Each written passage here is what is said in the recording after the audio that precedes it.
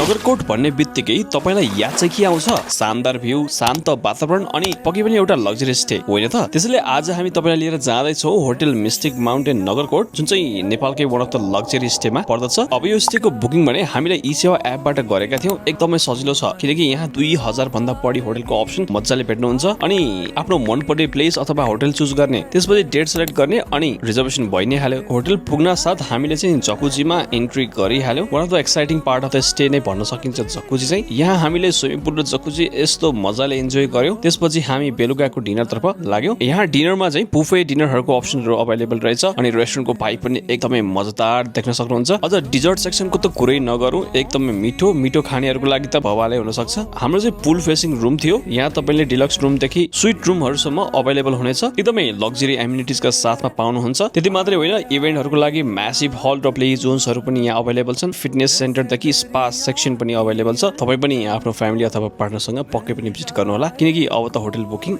ई-सेवाबाट नै